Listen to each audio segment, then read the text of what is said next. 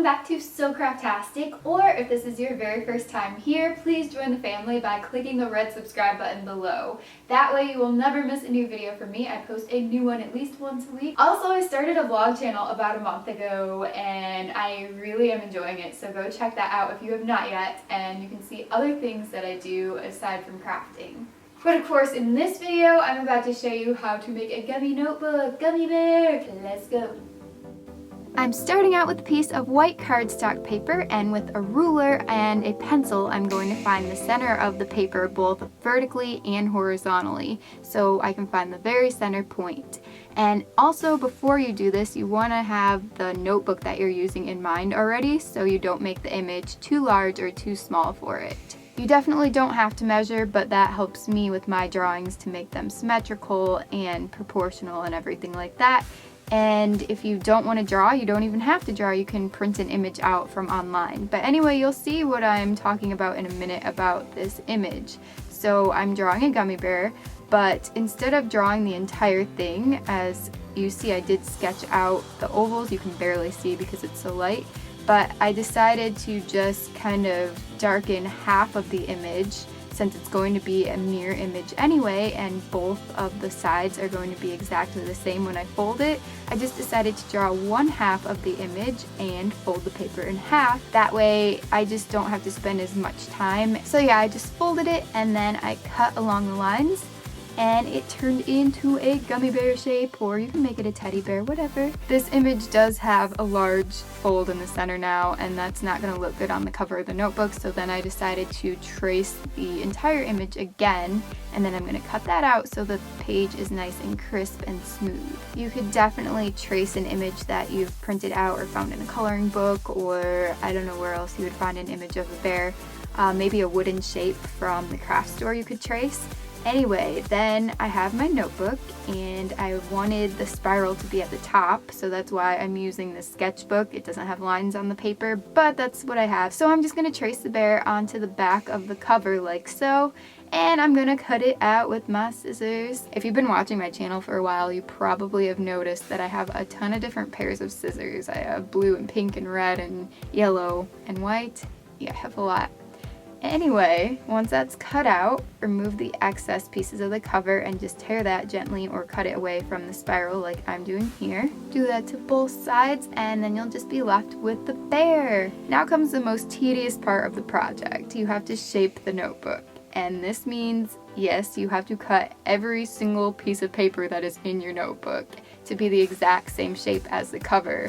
It is not fun, I'm not gonna lie. So if you're looking for a fun project, maybe don't shape your notebook, just draw the gummy bear on the front or something like that. But I went all out for this. You can either use scissors, and when you do use scissors, you can grab a few pages at a time, maybe 3 to 5, whatever feels easy enough for you to cut. Or you can use an X-acto knife, and you can press as hard as you can to make a slit around the entire shape like I am doing here. Both ways are going to take quite a while. It's just personal preference. I feel like the X-acto knife hurts my hand more than the scissors, or maybe if you have a mini saw that could work, I don't know. By the way, I did learn this shaping method from Goddess, who has her own YouTube channel with awesome DIYs. I will link her below. I thought I'd extend some credit to her for shaping a ton of notebooks and being awesome, because these take a long time to make.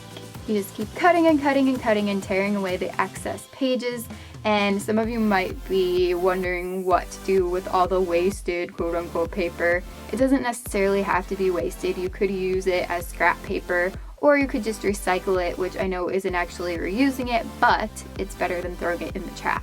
After a while, I decided to sit on my yoga mat out in the living room and watch reruns of The Big Bang Theory. Don't tell me what happened in yesterday's episode, because I haven't seen the new one yet.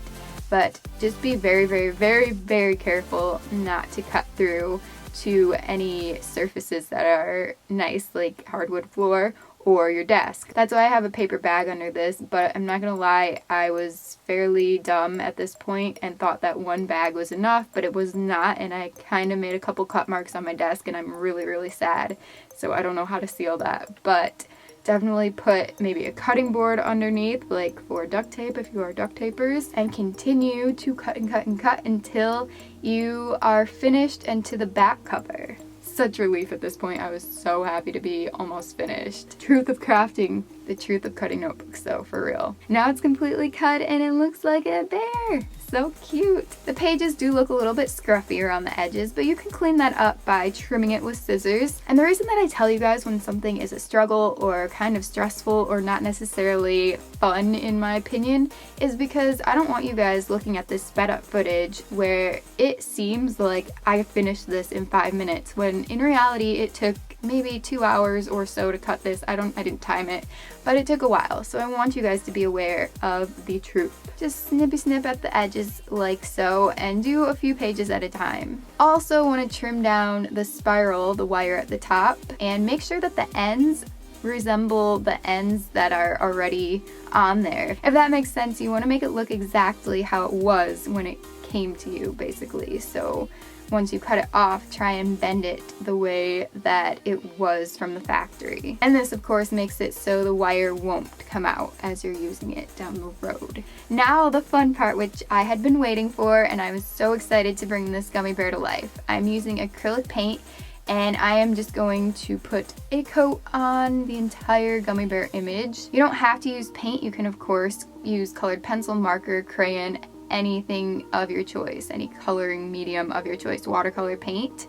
And then while that was drying, since my cover, the notebook cover, is glossy and that doesn't allow paint or glue to stick very well because it will just wipe off, I sanded the edges and actually the entire thing after so I could paint the edges with acrylic, and that way it would match the gummy bear image in case any hung over. And you can see that if you do just paint on the gloss, it wipes off, and I demonstrated that right here. I'm not going to go too in depth with painting this because you can do whatever design that you want, but after I did let that first layer of light blue dry, I went in with a darker blue and I put outlines basically everywhere that it needed to be for detail. So I made feet and hands and ears, and then I went in and made cute little eyes and a snout and a cute little smiley face. And I also went in with a couple other shades and tints and just added more shadow and highlight, but I didn't show me painting that. You can see it after I glue the cover with Mod Podge. So I'm putting glossy Mod Podge and I'm putting one layer of that on the cover of the notebook, and I'm also putting a layer on the back of the painted teddy gummy bear, pen, pineapple, apple pen.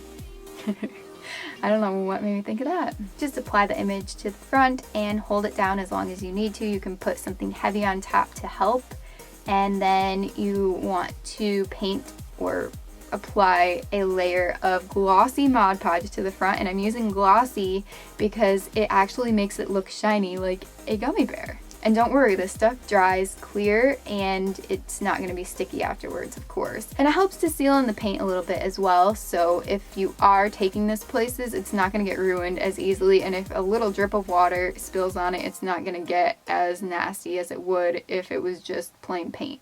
But I don't recommend you dunk it in water or anything. But here it is, completed, and it's so cute. Oh my gosh, it's a gummy bear. And it's basically in my favorite color family, light turquoise blue-ish. I am so happy with the way this turned out. I definitely have a little bit more trimmage to do on the inside of the pages, but you know, there are some notebooks that you purchase from the store that have that kind of tattered and worn look. So I don't know, it's whatever you guys want, whatever look you guys want to go for.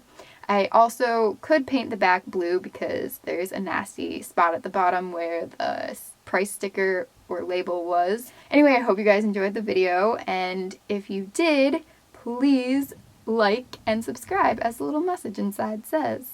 All my social media links are in the description box below if you want to follow me on Twitter, Instagram, Facebook, Snapchat, and also my next vlog on the Vloggy Vlog channel is going to be the new boat that Craig and I got. It's kind of his boat, but it's kind of ours, but it's going to be a tour of our new boat, so get excited to see that pretty soon. I hope you guys have a great rest of the day, and I will be back next week with a new video here on SoCraftastic. What was that? Bye. The bear doesn't have a name. What should we name the bear? Turn it around. Ow! You hit my mouth. Oh, I just fell off the floor. Gummy, gummy, gummy, gummy bear.